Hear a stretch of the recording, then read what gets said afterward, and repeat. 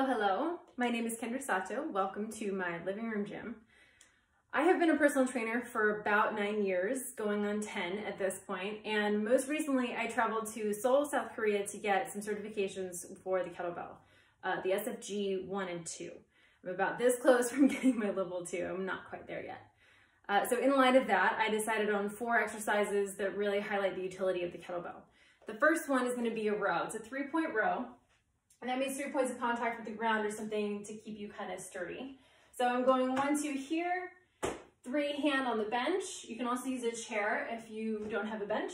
So I'm going to grab the bell, and what I'm going to do is make sure this shoulder is packed nice and solid, my core is nice and tight. I'm going to pack this shoulder, deep breath in, and exhale when I'm doing the work. The second exercise I chose was a single leg deadlift using the kettlebell as well.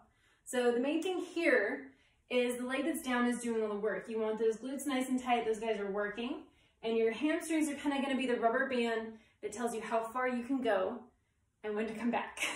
So if that's the case, on the right, I'm going very, very strong all the way from my head to my heel. I'm going to reach back with that heel as far as I possibly can. The weight goes on the same side of the leg that's moving, and the leg that's working down is stretching in the hamstrings, weight on the heel, and coming back up nice and tall to finish the movement, hips forward. The third one I chose is kettlebell swing. This is actually a pretty violent looking movement if you haven't seen it before.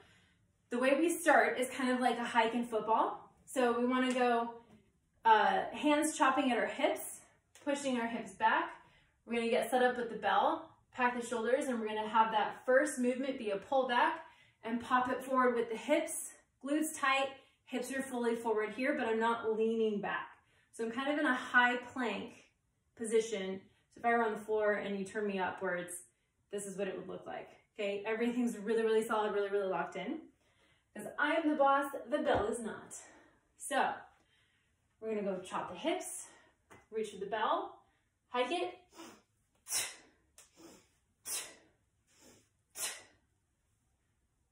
And again, you exhale and you do the hard work. So I'm breathing out when I'm getting up.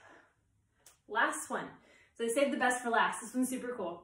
So we're going to add a kettlebell snatch with a windmill. So for the snatch, it's similar to the swing.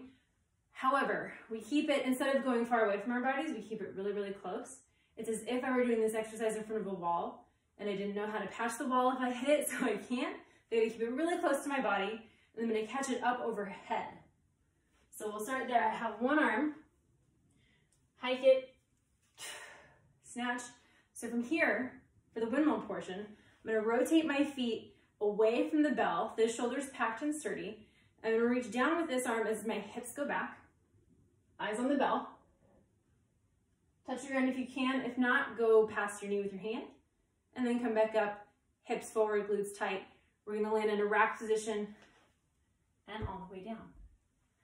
Thanks for joining me, guys. Thank you for your time, and hopefully I'll get to meet some of you soon.